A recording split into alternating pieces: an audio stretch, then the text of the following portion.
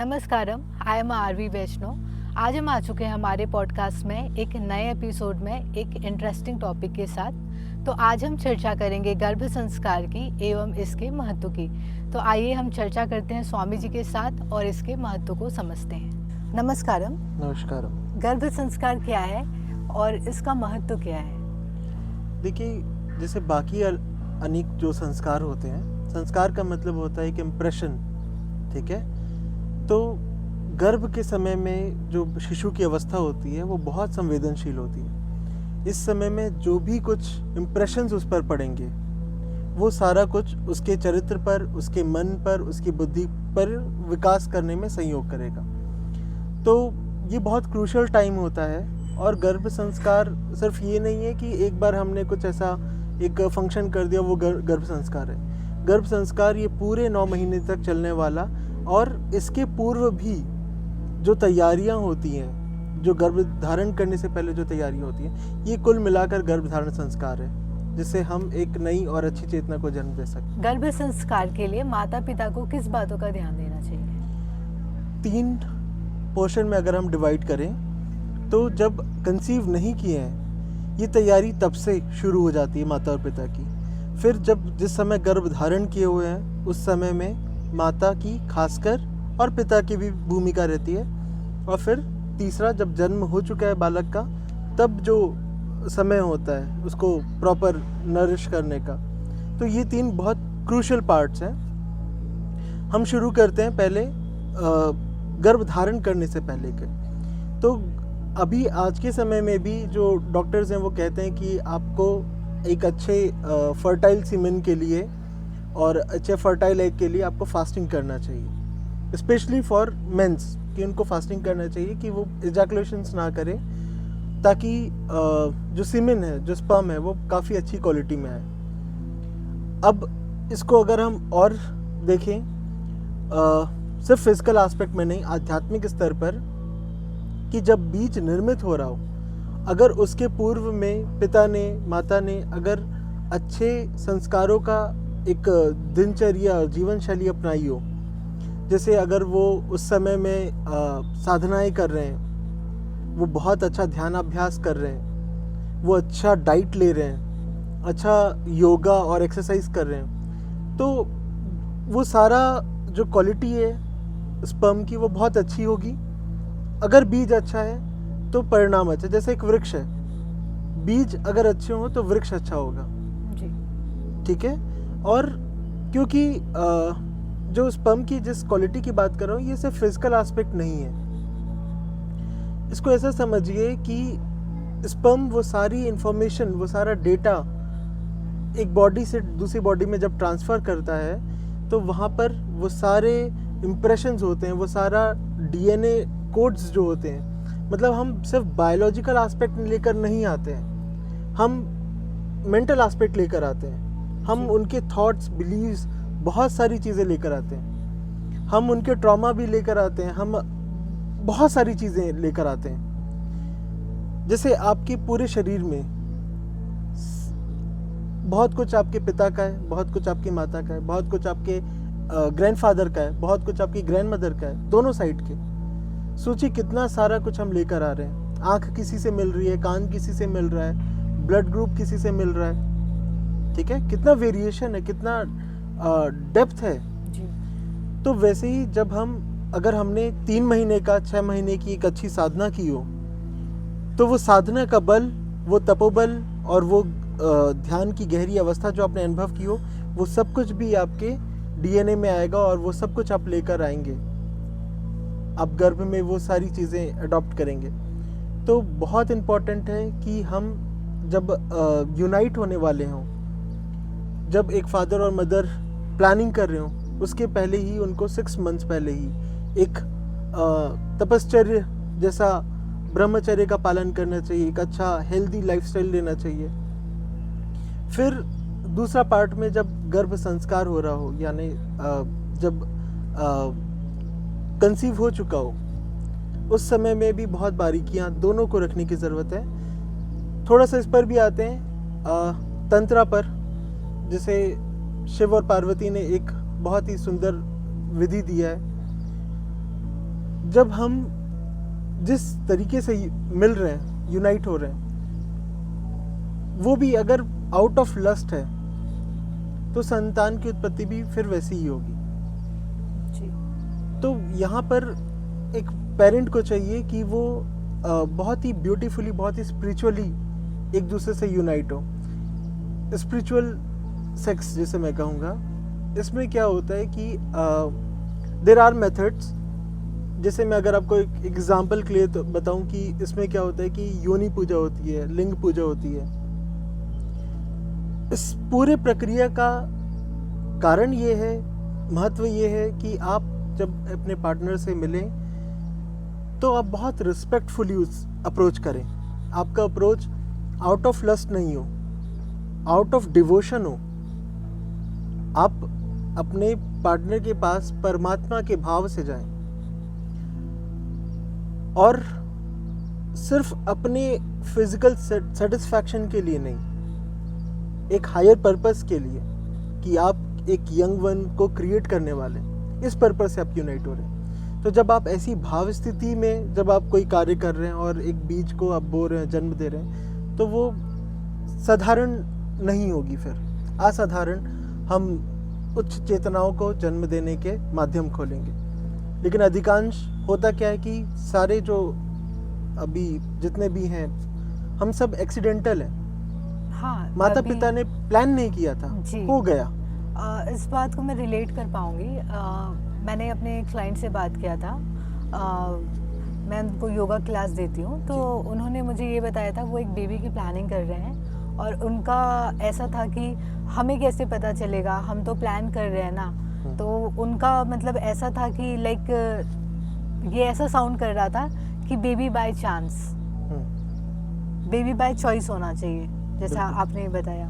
तो ये सारी चीज़ें हमको एक प्लानिंग के साथ करनी चाहिए, एक हायर पर्पस को कनेक्ट करते हुए करनी चाहिए। जी, राइट। क्योंकि जैसी आपकी मनस्थिति रहेगी, जैसा आपका विचार और भाव स्थिति आपकी रहेगी, आप समझिए कि अगर आप परेशान हैं, दुखी हैं, आप एक स्वस्थ चित्त वाले व्यक्ति को कैसे जन्म दोगे?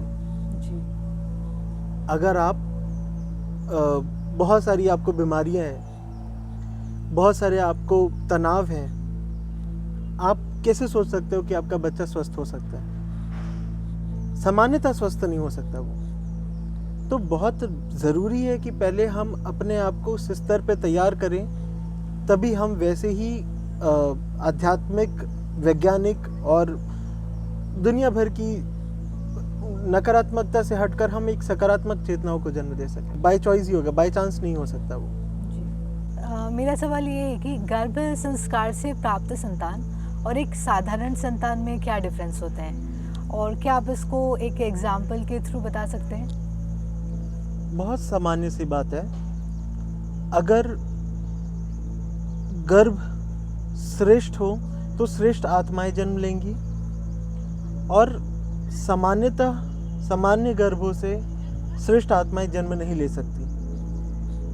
तो गर्भ का बहुत ज़्यादा महत्व है। आप इसको ऐसा समझो कि निकृष्ट से श्रेष्ठ नहीं निकलता,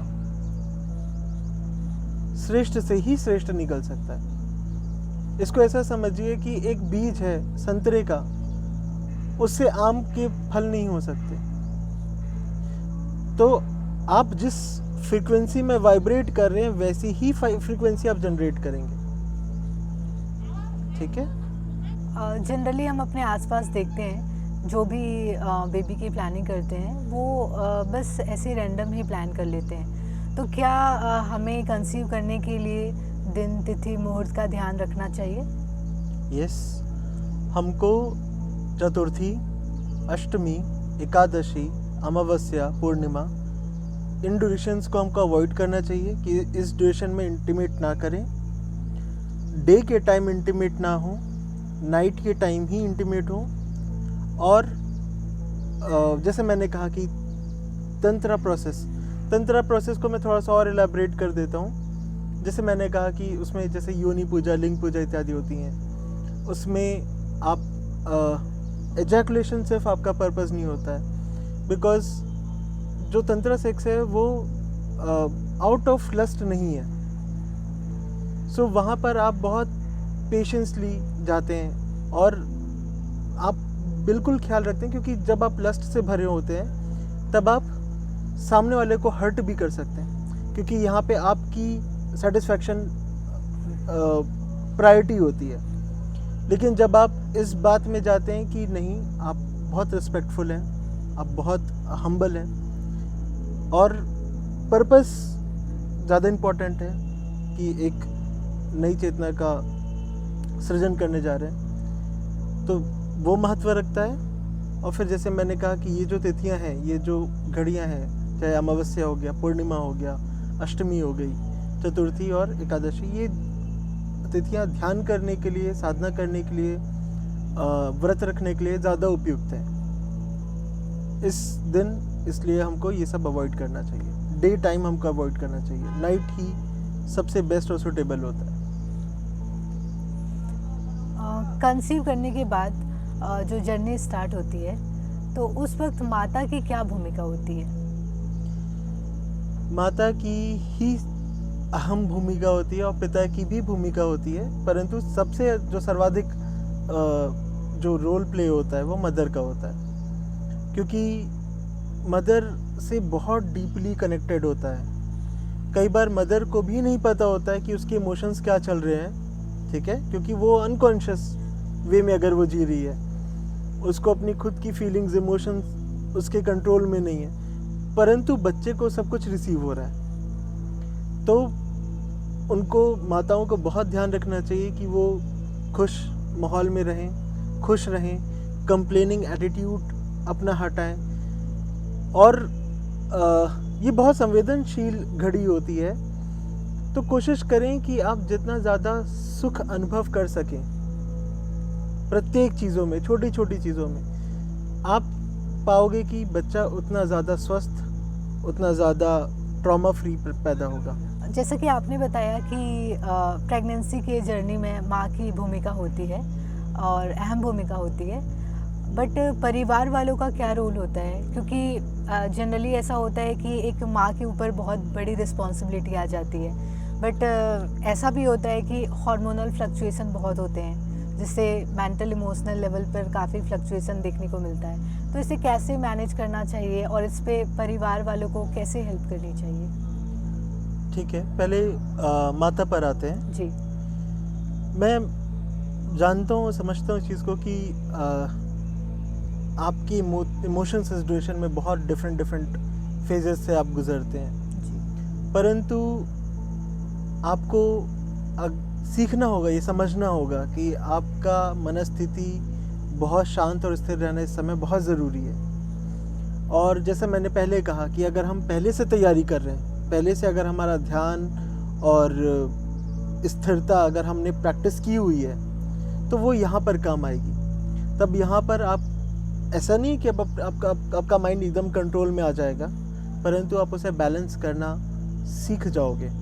अगर आपने 6 महीने भी एक अच्छी ध्यान साधना की हो, तो प्रेगनेंसी की ड्यूरेशन आपकी बहुत अच्छी स्मूथ जाएगी। दूसरा, आपको फिज़िकली बहुत एक्टिव रहना है, जिससे आपका क्योंकि अगर आप खाली बैठे रहोगे पूरे समय में, तो बहुत सारे नेगेटिव थॉट्स और ये इमोशंस बूस्ट होंगे, आप डिस्टर्ब हो जाओगे। फिज़िकल एक्टिविटी अगर आपकी बनी रहेगी, तो लेबर के समय में भी आपको बहुत अच्छा रिजल्ट मिलेगा उससे, नॉर्मल डिलीवरी बहुत इजी होगी। दूसरा कि आपकी जो एनर्जी है वो ट्रांसफॉर्म होगी आपके फिजिकल वर्कआउट में। तो इस समय योगा वगैरह ज़रूरी है, बहुत अच्छा समय है। फिज़िकल एक्टिविटी को बिल्कुल भी रोकना नहीं चाहिए, एक्सरसाइज करते रहना चाहिए, वॉकिंग करते रहना चाहिए। योगा में आप, ऐसा नहीं है कि आप खुद से कुछ यूट्यूब में देकर कर लें। आप जो प्रेगनेंसी योगा होती है वो डिफरेंट होती है, तो आपको प्रॉपर एक जो योगा मास्टर हो उसके पास जाना चाहिए, उनसे प्रॉपर ट्रेनिंग के साथ योगा करना चाहिए। रही बात फैमिली की, तो फैमिली भी, क्योंकि फैमिली अगर डिस्टर्बिंग है तो बच्चे को एक हेल्दी इन्वायरमेंट नहीं मिलेगा, माता को एक अच्छा हेल्दी इन्वायरमेंट नहीं मिलेगा। तो बहुत ज़रूरी है कि फैमिली भी बहुत सपोर्टिंग और हेल्पिंग और लविंग हो, ताकि एक खुशनुमा माहौल बना रहे, बहुत आपसी प्रेम हो, ताकि आने वाली जो जनरेशन है, जो बच्चा है, उस पर ये सब चीज़ों का बहुत गहरा प्रभाव पड़ने वाला है। जी, इंटरेस्टिंग। अब जैसे कि हमने सुना है कि गर्भ संवाद भी होता है, जी तो गर्भ संवाद क्या है, हम इसे कैसे समझें? जी, इसको मैं इसको ऐसे, जैसे मैंने आपको शुरुआत में कहा कि बच्चा जो है वो मदर के इमोशंस के साथ बहुत डीपली कनेक्टेड है। मदर भी जिस अपने इमोशंस को और फीलिंग्स को जो नहीं समझ पा रही, लेकिन बच्चा वो सब कुछ कैच कर रहा है। फादर से वो इंट्यूटिवली जुड़ता है, ठीक है। अगर पिता बच्चे के साथ गर्भ संवाद करे तो बच्चे का इंट्यूशन पावर बहुत अच्छा डेवलप होगा, ठीक है। और ऐसा नहीं है कि बच्चा जो है वो कुछ सुन नहीं रहा है या कुछ समझ नहीं रहा है, वो सारी चीज़ें अनुभव कर रहा है, वो हर एक चीज़ सुन रहा है और रिस्पॉन्स भी करता है। तो गर्भ संवाद बहुत इम्पॉर्टेंट है प्रेगनेंसी के ड्यूरेशन में, और ख़ासकर पिता को करना चाहिए, ठीक है। सबसे पहले ये पिता को करना चाहिए गर्भ संवाद, फिर माता को करना चाहिए, ठीक है। फिर उसके बाद जो बाकी घर वाले हैं वो भी कर सकते हैं। सो ये बहुत ब्यूटीफुल है। आप इस ड्यूरेशन में बच्चों को पढ़ा सकते हो, सिखा सकते हो, आप शास्त्र पढ़ा सकते हो, आप कोई स्किल सिखा सकते हो। और ऐसा नहीं है कि बच्चा नहीं सीखेगा, बच्चा सब कुछ सीख सकता है। आपने कहानी सुनी होगी अभिमन्यु की, कि हाँ। उन्होंने गर्भ में ही सब कुछ सीखकर वो चक्रव्यूह में प्रवेश करना वो सीख गए थे। जी जी। तो वैसे ही बहुत सारी स्किल्स इस ड्यूरेशन में सीखी जा सकती है। एक और ऐसी कथा मिलती है अष्टावक्र की, कि अष्टावक्र जो है वो भी गर्भ संवाद करते थे और वो पढ़ाते थे वेदों को, उपनिषदों को। तो अष्टावक्र के जो पिता हैं वो अष्टावक्र को पढ़ाते थे गर्भ में ही। अष्टावक्र ने गर्भ से ही इंट्यूटिवली फादर से बातचीत की कि आप जो ये सेंटेंस बोल रहे हैं ये गलत है, ठीक है। और फिर उन्होंने 8 गलतियां गिनाई अष्टावक्र ने अपने पिता को, और फिर पिता को लगा कि ये अभी पैदा भी नहीं और मुझे सिखा रहा है। तो उन्होंने आवेश में आकर उस समय में, हीट ऑफ द मोमेंट में, उन्होंने श्राप दे दिया कि तुम 8 जगह से विकृत हो गए। तो 8 जगह से वो वक्र थे, टेढ़े मेढ़े थे, इसलिए उनका नाम अष्टावक्र पड़ा। तो गर्भ संवाद बहुत महत्वपूर्ण भूमिका निभाती है बच्चे के मनोबुद्धि को विकास करने में, उसकी समझ को बढ़ाने में, उसे नए नए स्किल्स को सिखाने में बहुत महत्वपूर्ण है गर्भ संवाद। जैसे कि इंडियन ट्रेडिशन में बेबी शावर या गोद भराई होता है, तो इसका स्पिरिचुअल सिग्निफिकेंस क्या है? हम जैसे गोद भराई आजकल करने लगे हैं, और इसमें बस ये होता है कि एक फंक्शन करते हैं और बड़ा लेवल का फंक्शन हो रहा है, बेबी शावर, और सब आके कुछ कुछ बस गिफ्ट्स दे रहे हैं मदर को। इसका पर्पस ये नहीं है, ठीक है। लोग को पता भी नहीं है आज के समय में कि हम करते क्यों हैं। वास्तविक में ये है सीमंतोपनयन, ठीक है। जैसे उपनयन संस्कार होता है, ठीक है। एक बच्चे का उपनयन संस्कार जब होता है, उसके बाद उसका विद्या आरंभ होता है, यानी उसकी लाइफ में अब वो किस आश्रम में जा रहा है, विद्यार्थी के जीवन में उतर रहा है वो। तो उपनयन के बाद ये संस्कार शुरू हो जाता है पढ़ाई लिखाई का। सीमंतोपनयन में भी यहाँ पर पिता की भूमिका होती है कि पिता के द्वारा शिक्षा उसे प्राप्त होती है। यहाँ पे इस दिन के बाद से, इस सीमंतोपनयन संस्कार के बाद से पिता जो है वो पढ़ाना शुरू करता है। वही गर्भ संवाद के द्वारा वो डेली शिशु को पढ़ाए गर्भ में ही। वो उस दिन जो होता है वो हम करते हैं 6वें महीने से 7वें महीने में, और ज़्यादा से ज़्यादा 8वें महीने में। इससे ज़्यादा लेट का कोई महत्व नहीं है। 6वें महीने के बाद ही सीमंतोपनयन कर देना चाहिए, क्योंकि यहाँ पे जो बच्चा है वो डेवलप हो चुका है बहुत स्तर तक। उसका कहीं ना कहीं पूरा शरीर जो अंग है वो निर्मित हो चुका है। और इस दिन एक खीर वगैरह बनाई जाती है, और जो फादर है वो अपनी वाइफ को खिलाता है और फिर उसके बाद में उस दिन से वो विद्यारंभ का कार्यक्रम शुरू करता है। जी। लेकिन हम और परिवार वाले भी एक तरीके से वो ब्लेसिंग्स देते हैं, वो फ्रूट या नट्स ऑफर करते हैं, उसे चढ़ाते हैं, गिफ्ट करते हैं और कि हमारी ब्लेसिंग्स, हमारी शुभकामनाएं तुम्हारे साथ है। लाइक एक स्पेशल फील कराया जाता बिल्कुल है। बिल्कुल बिल्कुल। और एक ये भी कि हम तुम्हारे साथ हैं इस जर्नी में भी और बच्चे के होने के बाद भी, ठीक है। तो ये एक ब्लेसिंग के तौर पर दिया जाता है। लेकिन आजकल सिर्फ शो ऑफ बन गया, गिफ्ट्स देना है और पर्पस जो है वो दूर दूर तक छूट चुका है। जैसे कि आपने बताया कि ये कम्प्लीटली एक स्पिरिचुअल जर्नी है, तो इस पे पेरेंट्स के लिए क्या डूज एंड डोंट है? देखिए, हम पहले डूज की बात करते हैं, फिर हम डोंट्स की करते हैं। सो जैसे मैंने आपको कहा कि मेडिटेशन बहुत मस्ट है पूरे प्रेगनेंसी में और प्रेगनेंसी के पहले भी, ये हमको करना चाहिए। दूसरा कि खान पान का अच्छा ध्यान हो, अच्छी बुक रीडिंग्स हो। इस समय में भी आप कुछ अपने स्किल्स पर काम करिए, ठीक है, ताकि वो आप भी सीखोगे, साथ साथ में आपका बेबी भी वो सीखेगा। खुश रहने का प्रयास करें, कोशिश करें, अफर्मेशंस करें, ठीक है, हेल्दी अफर्मेशंस करें। और भी जो फिजिकल एक्टिविटी है, आर्ट वर्क एंड ऑल, बिल्कुल बिल्कुल बिल्कुल। आप जितना अच्छा और पॉजिटिव कर सकते हो, जितना आप अच्छा टाइम स्पेंड कर सकते हो, जितना टाइम यूटिलाइज कर सकते हो, उतना अपने आप को बस खुश रखना इम्पोर्टेंट है। नई नई चीज़ें सीखना इम्पोर्टेंट है, एक अच्छा नींद लेना इम्पोर्टेंट है, अच्छी डाइट लेना इम्पोर्टेंट है, मेडिटेशन इम्पोर्टेंट है। For both yes. सबसे मेजर आता है डोंट्स पर, ठीक है।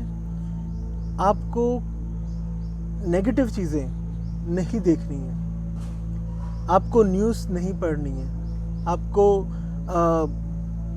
क्राइम वाली चीज़ें जैसे जो शोज़ होते हैं, कई बार मेरे पास बहुत सारे ऐसे लोग आते हैं जो बोलते हैं कि हमने इस ड्यूरेशन में तो बहुत सारे ये क्रिमिनल वाले सीरीज़ देखे हैं, वेब सीरीज़ देखे हैं, या फिर हॉरर मूवीज़ वगैरह बहुत देखे हैं। इसका बहुत बुरा इम्पैक्ट पड़ता है, क्योंकि इस केस में क्या होगा कि बच्चा जो है या तो वो बहुत ट्रॉमेटिक हो जाएगा, वो उन ट्रॉमास के साथ जन्म लेगा, ठीक है, या तो वो बहुत बुली हो जाएगा, वो दूसरों को परेशान करने वाला बन जाएगा, वायलेंट किस्म का हो जाएगा। घर में भी, अगर घर में भी बहुत वायलेंस वाला माहौल है, वातावरण है, तो वहाँ पर भी इसका गहरा प्रभाव पड़ेगा कि बच्चा उस अगर ट्रॉमा के माहौल में, तो बच्चा बहुत डरा हुआ, बहुत कॉन्फिडेंस लूज़ हो जाएगा उसका, और बहुत नेगेटिव बिलीव्स उसके अंदर रहेंगी फ्रॉम बर्थ। और वही अगर उसने दूसरा जो एक्सट्रीम है कि वो या तो खुद बुली बन जाए, वो दूसरों को ट्रॉमा देने वाला बन जाए, आगे चल के वो अपने माँ बाप को ही ट्रॉमा देना शुरू कर देगा। तो ज़रूरी है कि हमको इस तरह के वातावरण में नहीं रखना है।